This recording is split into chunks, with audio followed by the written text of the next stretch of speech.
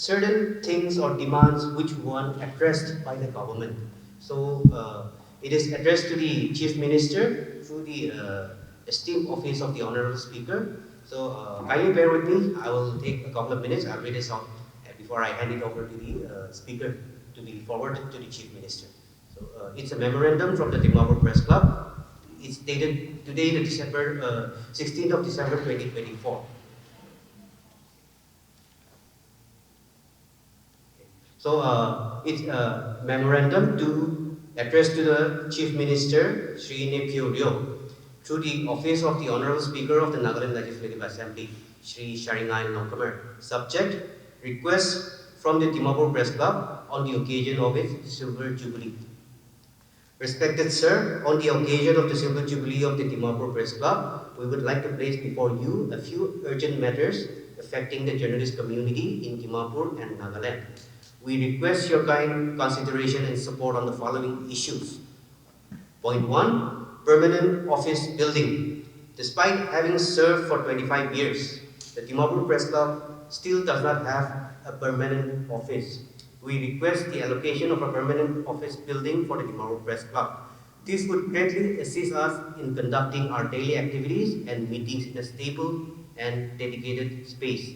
Number 2, pension scheme for journalists. We urge you to expedite the implementation of the pension scheme for journalists. Timely action on this matter would provide financial security to those who have devoted their careers to the profession. Enhancement of operational subsidy. We request an increase in the operational subsidy provided to accredited journalists. Currently, the monthly subsidy is Rs 4,000 for those credited under 5 years and Rs 6,000 for those accredited above 5 years. An enhanced subsidy would help meet rising costs and better support for journalist work. Point number 6, increasing accreditation slots. We request you to consider raising the number of accredited journalists allowed per media house. The current limit is 6 per media house, which restricts proper representation and coverage. Distinction between, and this I want to stress on this, we would like to urge the government to make a distinction between journalists and social media influencers. We request the government to establish a clear distinction between journalists and social media influencers, ensuring that journalistic integrity and standards are upheld. We trust that you will consider this request and take steps to address them. We believe that your support will contribute to a stronger press community in Nagaland, ultimately strengthening our democracy and ensuring better access to information. Thank you. It's signed by myself, Im Kong Waling, the President, Dilip Sharma, co-convener of the TBC Silver Jubilee Organizing Committee, and the General Secretary, Abang Jungla. Thank you. New frontiers comes with a lot of responsibility. For example, let me just relay a small experience which I have just had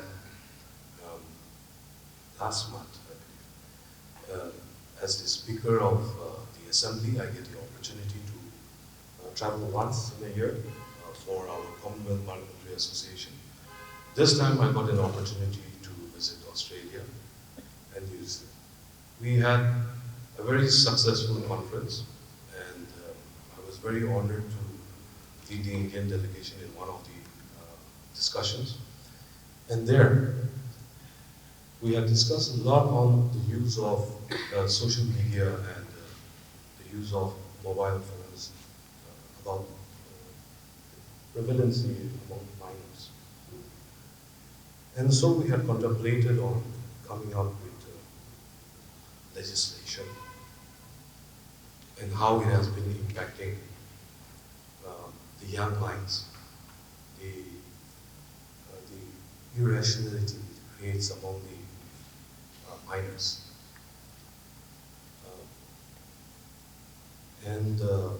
For sure, the first week of December, after the conference, Australian government had passed a legislation to that effect. And now I don't know how many of you can connect with it, but if you go home and if you see your niece and nephews who are 7-year-old, 8-year-old, maximum 80% of them are fiddling with the mobile phones handed down by their parents or by your siblings, because you have so many things to do that you want to keep your niece, nephew, or your child distracted for a moment. It's not good.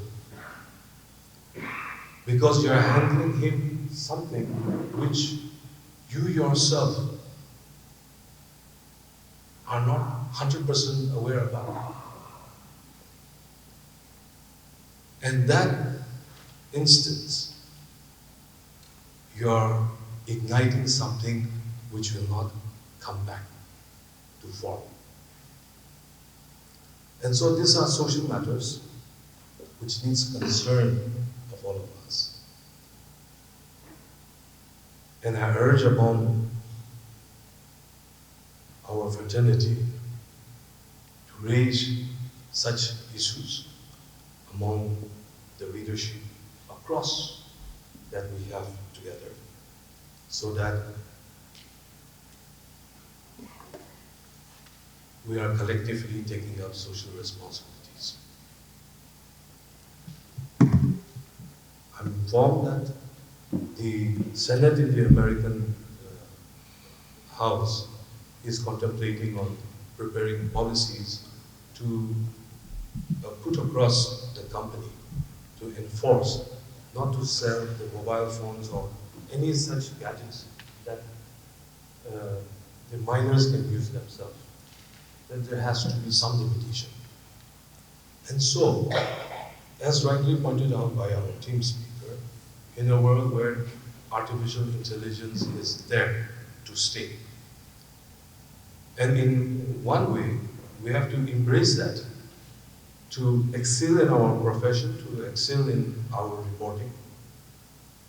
That is one aspect of it. On the other aspect of it, responsible use of all those technology at our disposal, I think is very important. So I would suggest, instead of handing the mobile phone, you should hand your kid or your niece and nephew a book. That would be better. That is a small narration which I wanted to share with you, because when we are embracing new frontiers, we have to really understand the direction that we are proceeding in and the challenges and the difficulties we may come across. And in such a diverse society and community that we are living amongst, the challenges are great. And challenges are, in fact, very immense. And so, what you say and what you write, remember, there are thousands going through your opinion. And what you write is going to shape that opinion. And so as the fourth pillar of democracy, let us be steadfast in the journalistic ethics and principles. I must express my gratitude once again to the excuse me, Dimapur Press Club for having the confidence in me and my office to deliver this list of memorandum to the government. In fact, to our most honorable Chief Minister. I will make that submission along with my own letter to the Honorable Chief Minister, and I hope that the government will take priority on the memorandums that you have submitted. In fact, as a member of our fraternity. In my discussions with Honorable Advisor of Industries and Commerce some months ago, I had mentioned to her that the print media media fraternity is the only existing something of an industry, so you must take part in form of power subsidy, in form of any form of this. Because I have had the privilege of working with all of you. I've learned from all of you. I'm still learning. And so it was my duty to inform that to the Honorable Advisor, Srimati Ekani, as the Industries and Commerce. There's not many things that we should do anew. Yes, there are certain things which is required, which needs focus, but we must emphasize on things which are already in our hands. And that being, the press print media fraternity is one that has stood very bravely facing a lot of difficulties. I know I've had my own share of traveling with all my seniors up to Kohima, up to the Labour Commissioner's office, down in a lot of meetings.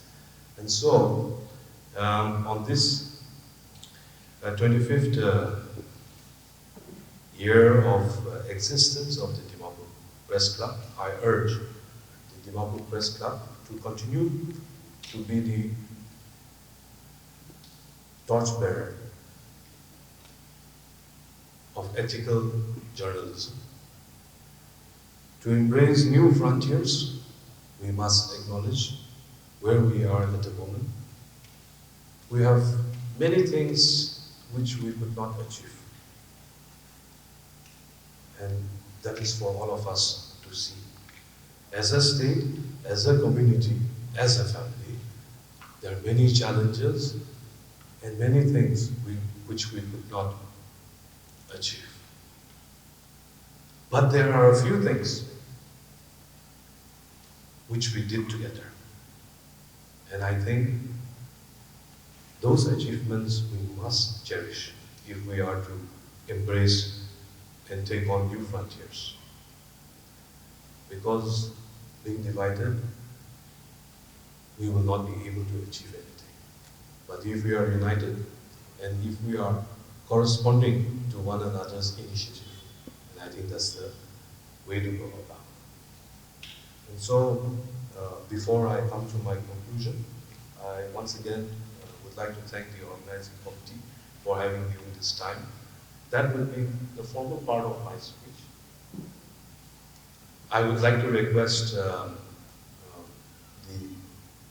videographers, if you could kindly put off your camera, because I want to have a heart-to-heart talk with everyone, because I will never get this opportunity. YouTube has 2.5 billion users, Instagram has 2 billion users, TikTok has 1.7 billion users. The numbers are mind-boggling and they are only increasing every day.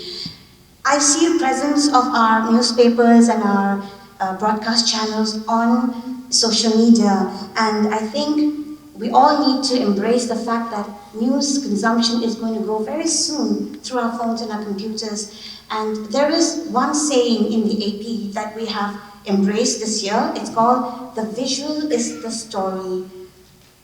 When you're scrolling through that, if you're just scrolling through these words, you lose interest. People's attention span is like a minute, less than a minute, 30 seconds. So the sooner, which is why TikTok is so popular. Also, the majority, according to studies done, according to, the generations, right? Gen X, as we are known, millennials, and the Gen Zs, and all of that. You're looking at long-form stories. There is this big, if you want it, I will share it with you all. There is this chart that says what kind of news they are consuming. Long form, only those who are perhaps above 60s and the 50s are consuming long form, kind of like, like the Caravan, which is wonderful, right? But the kinds of users who are reading them is decreasing day by day, because we have a huge young generation who are hopping into this, and unfortunately also, Because of this, we have influencers, we have a lot of people who are also becoming journalists, which is good in a way, but that makes our job more difficult because sometimes it could be half-baked, sometimes the information would not reach fully there, it could be one-sided, which is where we come in more, right? Because we need to go out there and tell the truth, the news, fact-based news as it is before somebody else spreads this misinformation or half information. So young people are hopping into, it's not all bleak. I make it sound as though it's all so sad, but it's not. I'm going to cut it short, so I'll just tell you that younger generation, study shows that they have such an interest for journalism, that schools for journalism are burgeoning. People are going more and more into journalism, as our Naga friends will say. We don't know whether the structures will be there for them when it's time for them to go out and do their journalistic work. So it depends on you and me to carry on this work for them and to prove that fact-based news lives and is as important and is more important as, more fake news and more disinformation get spread. So all of us in this room, I really want to appeal. I want to thank all of you for your work, and I want to appeal to all of you to please continue the good work that we do. I just want to say one more thing, that with the AP,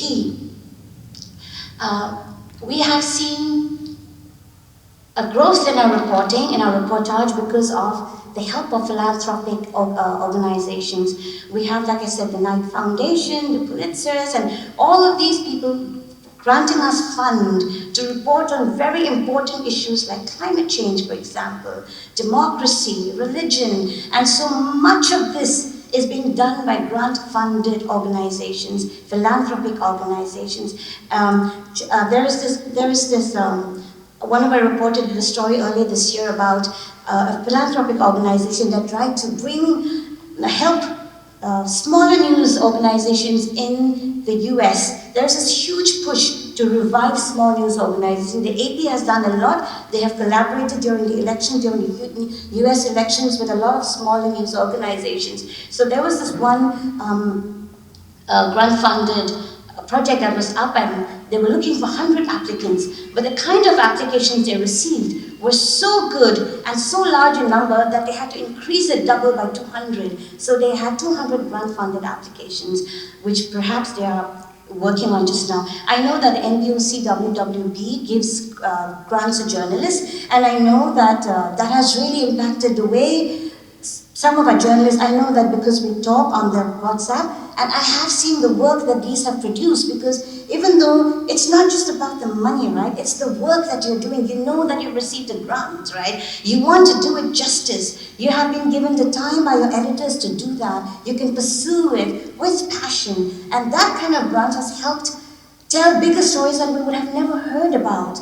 Otherwise, right? Because nobody's going to think about labor people on the streets. Oh no, like you have bigger things to report about. Oh, what is this party doing, right? But like these are the stories that we need to know, right? And so grant funded, I want to appeal to all of you that perhaps you look at, I don't know what kind of organizations, but it probably wouldn't take, maybe churches, churches who have the money, right? But it has to be independent. Maybe you can strike that conversation saying, hey, we need to report on that, but we need this much money, kind of a thing.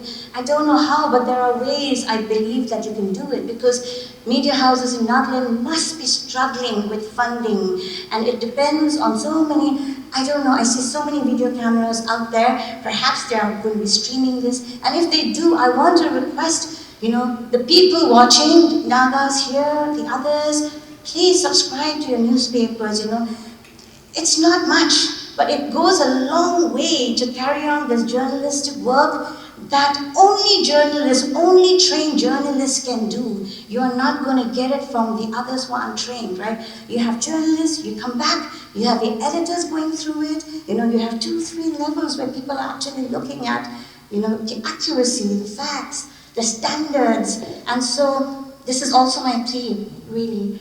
It's difficult to thrive in today's the ecosystem that we called, right? It's changing so fast, so we need help from everyone, and really churches and everybody else, because I say churches again and again, because all of us give to the church, all of us, education, government, departments.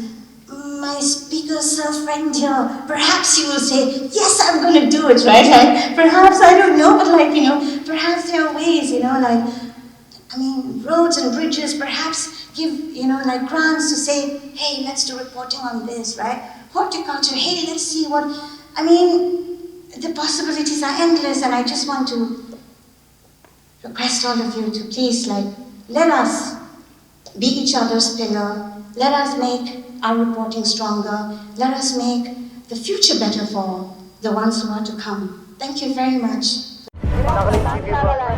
Nagaland TV, Sob Manulaga Awas. Watch us live on Geo TV and on your television sets as well. For Dimapur viewers, we are on channel number 994 in Global Chapter, and Kohima and Mokokchung viewers, switch to channel number 138 on Hornbill Digital. For all news and updates, follow us on Facebook, Instagram, YouTube, and Twitter.